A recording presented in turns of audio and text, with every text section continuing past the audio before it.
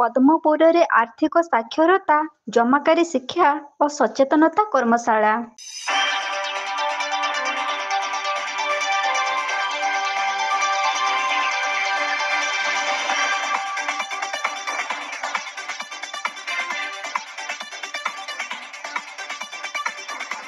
ଭାରତୀୟ ରିଜର୍ଭ ବ୍ୟାଙ୍କର ସହାୟତା ତଥା ନୂଆଦିଲ୍ଲୀ ଓ ସମ୍ପର୍କ ଫିନ୍ ସର୍ଭିସେସ୍ ଭୁବନେଶ୍ୱରର ମିଳିତ ସହଯୋଗରେ ରାୟଗଡ଼ା ଜିଲ୍ଲାର ପଦ୍ମପୁର ବ୍ଲକ ବିଜୁ କଲ୍ୟାଣ ମଣ୍ଡପଠାରେ ଏକ କର୍ମଶାଳା ଆୟୋଜିତ ହୋଇଯାଇଛି। ଏହି କର୍ମଶାଳାରେ ଆର୍ଥିକ ସାକ୍ଷରତା ଓ ଜମାକାରୀ ଶିକ୍ଷା ଏବଂ ସଚେତନତା କର୍ମଶାଳା ଅନୁଷ୍ଠିତ ହୋଇଥିଲା। ଏହି କର୍ମଶାଳାରେ ମୁଖ୍ୟ ଅତିଥି ଭାବେ ପଦ୍ମପୁର ଗ୍ରାମ ପଞ୍ଚାୟତର ସରପଞ୍ଚ ଶ୍ରୀଯୁକ୍ତ ଖଣ୍ଡଗିରି ପ୍ରକାଶ ଯୋଗ ଦେଇଥିଲେ।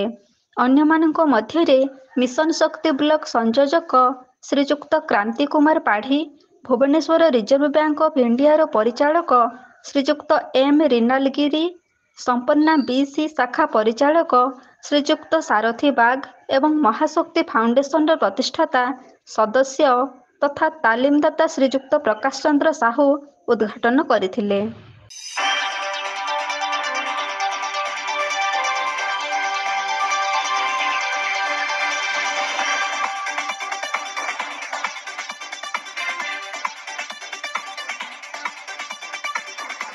ଏହି କର୍ମଶାଳାରେ ସ୍ୱୟଂ ସହାୟକ ଗୋଷ୍ଠୀର ସଦସ୍ୟମାନେ ନିଜର ଆର୍ଥିକ ସ୍ଥିତିର ସୁଧାର ଆଣିବା ପାଇଁ ବିଭିନ୍ନ ବ୍ୟାଙ୍କ ଓ ଆର୍ଥିକ ଅନୁଷ୍ଠାନମାନଙ୍କରୁ ଋଣ ଆଣିଥାନ୍ତି। ଋଣକୁ ଠିକ୍ ଭାବରେ ବିନିଯୋଗ କରି ରୋଜଗାର ଭିତ୍ତିକ ବ୍ୟବସାୟର ଆୟରୁ ଋଣ କିସ୍ତି ଫେରସ୍ତ ତଥା ଅତ୍ୟଧିକ ଋଣ ଭାରଗ୍ରସ୍ତ ନ ହେବା ଇତ୍ୟାଦି ବିଷୟରେ ବିଶଦ ଭାବେ ଆଲୋଚନା କରାଯାଇଥିଲା।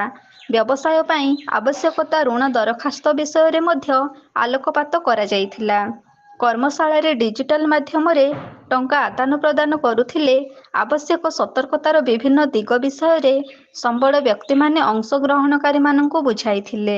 ବିଭିନ୍ନ ଅଜଣା ନମ୍ବରରୁ ଆସୁଥିବା ଫୋନରେ ନିଜର କୌଣସି ଗୋପନୀୟ ତଥ୍ୟ ନ ଦେବା ପାଇଁ ସୂଚନା ଦେଇଥିଲେ।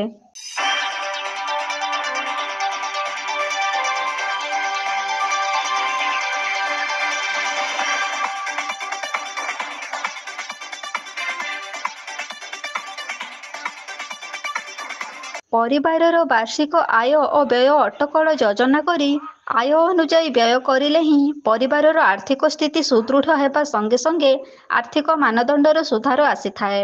ଭବିଷ୍ୟତରେ ହେବାକୁ ଥିବା ବିଭିନ୍ନ ଖର୍ଚ୍ଚକୁ ଆକଳନ କରି ପରିବାରକୁ ସଠିକ ରାସ୍ତାରେ ପରିଚାଳନା କରିବାରେ ସହାୟକ ହୋଇଥାଏ।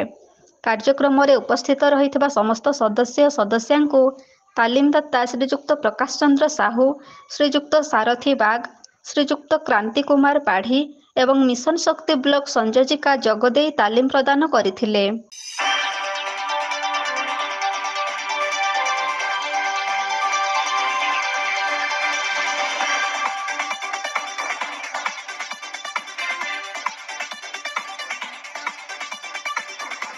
ଏହି ଗୁରୁତ୍ୱପୂର୍ଣ୍ଣ କର୍ମଶାଳାରେ ମିଶନ ଶକ୍ତି ଗୋଷ୍ଠୀ ସହାୟିକା, MBK ସ୍ୱୟଂ ସହାୟକ ଗୋଷ୍ଠୀ, ଚାଷୀ ଓ ମିଳିତ ଉତ୍ତରଦାୟୀ ଗୋଷ୍ଠୀରୁ 65 ଜଣ ସଦସ୍ୟ ଅଂଶଗ୍ରହଣ କରିଥିଲେ। ଶ୍ରୀଯୁକ୍ତ ଲଳିତ କୁମାର ଚୌଧୁରୀ, ବିଦ୍ୟାଧର ଶବର, ସୁଶ୍ରୀ ରଶ୍ମିତା ଶବର, ରାଜେଶ ମଲ୍ଲିକ ଓ ପଦ୍ମପୁର ଗ୍ରାମ ପଞ୍ଚାୟତର କର୍ମକର୍ତ୍ତା କାର୍ଯ୍ୟକ୍ରମ ପରିଚାଳନାର ସହଯୋଗ କରିଥିଲେ। ଖୁବ୍ ଉତ୍ସାହ ସହିତ ଏବଂ ଶୃଙ୍ଖଳା ରକ୍ଷା କରି କର୍ମଶାଳାର ମହତ୍ତ୍ୱ ଉଦ୍ଦେଶ୍ୟକୁ ନିଜ ନିୟନ୍ତ୍ରଣକୁ ଆଣିଥିଲେ। ଏହି କର୍ମଶାଳାରେ ଉପସ୍ଥିତ ରହିଥିବା ପ୍ରତ୍ୟେକ ସଦସ୍ୟଙ୍କ ପାଇଁ ଅତି ଜରୁରୀ ହୋଇଥିବା ଯୋଗୁଁ ତାଲିମ ନେବା ପରେ ସୁରକ୍ଷିତର ମହତ୍ତ୍ୱ ଉପଦେଶ ସମସ୍ତଙ୍କୁ ଛୁଇଁଥିଲା। ଅନେକ ସ୍ଥାନରେ ଏହି କର୍ମଶାଳା ଅନୁଷ୍ଠିତ ହୋଇସାରିଥିବା ବେଳେ ଆଗକୁ ଏମିତି ଅନେକ କର୍ମଶାଳା ହେବ ବୋଲି ସୂଚନା ମିଳୁଛି। ଏମିତି କର୍ମଶାଳା ଚାଲୁ ରହିଲେ ଆର୍ଥିକ ସ୍ଥିତିର ସୁଧାର ଆସିବା ସହିତ ଭବିଷ୍ୟତ ଜୀବନର ମଧ୍ୟ ସୁଧାର ଆସିପାରିବ।